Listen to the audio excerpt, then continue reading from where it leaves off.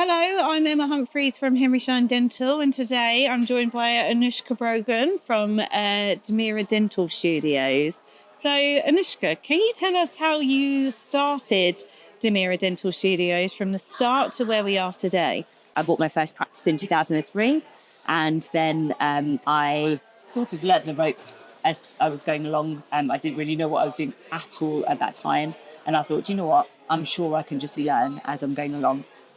Did that for a little while, managed to grow it to 4 surgeries in the first sort of couple of years, and then I went off on maternity leave and had my second child at that point, and had a year off. And by the time I got back, it was associate led and then paid itself off. Oh. And I was like, oh, actually, this nice. is a good business model here. And I got a little bit bored in my maternity leave. So I was like, I'm really going to do something different. So I was thinking around what I could do. And I'd always thought that I wanted to own multiple practices. I was put off quite a lot in my younger years.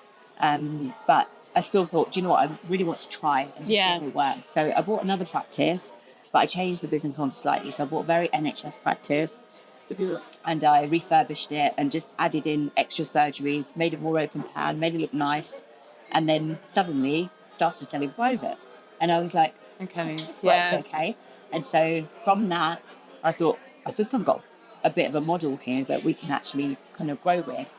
So then I bought my third, fourth, fifth, sixth, seventh practice just by doing the same thing, buying it cheap, adding sort of value to it, and then paying it down a little bit, and then buying another one. And then I ended up in a bit of a difficult position, which is obviously well publicised in my story, that I lost quite a few of my practices through a divorce. Oh, okay. And then started again, and then did it all over again. And kind of kept growing slowly, steadily. So we haven't had very, very rapid growth, nothing like that. It's always been very slow, steady, just sustainable growth.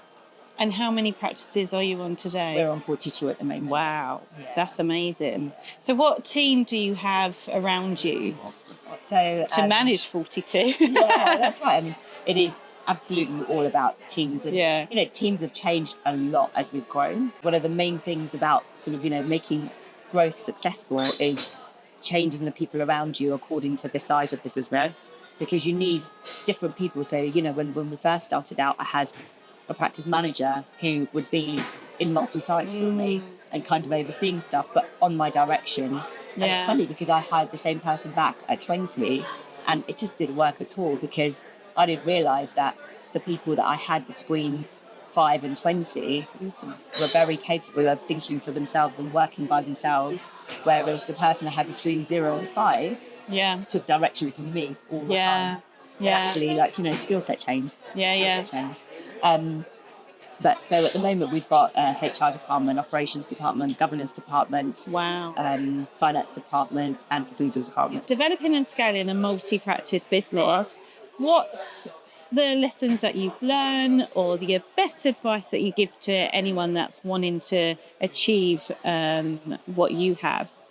I think just as you would as a dentist, you have to really keep an open mind, because I learn new things every single day. And I'm thinking, oh, I thought that was right, but actually I think this is right. And being agile is really important, because, our agility and our ability to move really quickly gives us an advantage in the market. Because, if I think an idea, if I'm set on a particular path and then suddenly something comes along that I think is better, I will move really quickly and just change path. And I think people don't do that necessarily. They kind of they're fixated on one direction. This is where I want to go. And actually, even with goal setting, my team always laugh at me, because one minute our strategy is we're going to kind of, build practices and we're going to go slow and we're going to integrate everything. Then a tender will come out and I'll be like, nah, do you know what? Actually, we're going to go for that tender. And then we'll win the tender. And then suddenly we're setting up another site and we're, and I think you've just got to be flexible, because, at the moment, for example, there's loads of NHS tenders coming out. So, interest rates are a little bit high, so people aren't buying, but there's lots of deals to be done. So actually, if you're in a position to buy, it's a great time to buy. Why wouldn't you? And actually, I'd thought over the next couple of years, I'm just going to consolidate, but I'm not going to miss the opportunity. Yeah. And I think it's about taking opportunities when they come along and just spotting the right opportunities. What was the best decision you made when started out in dentistry?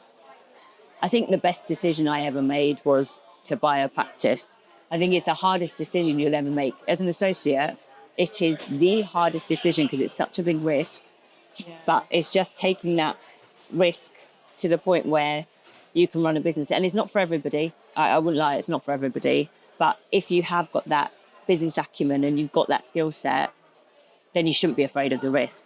But if you haven't, then you should definitely stay as a clinical dentist and make the most of your time as a clinical dentist, because it isn't for everybody. I mean, the stress that comes with running a big, corporate it's a lot, and it's not for everyone. Yeah. Because you need a lot of strength of mind to deal with the daily issues that happen, etc. But we don't have a blame culture in our business at all. It's really important that when things go wrong, we kind of go, right, okay, which process failed? How do we make it better? What do we need to do to improve? And let's just check that process is working, rather than, because I know in some businesses, they kind of, they look at each other and just go, well, what did you do? And what did you do? And that's not it, because things go wrong all the time, right? Because you can't foresee every single problem that's going to happen.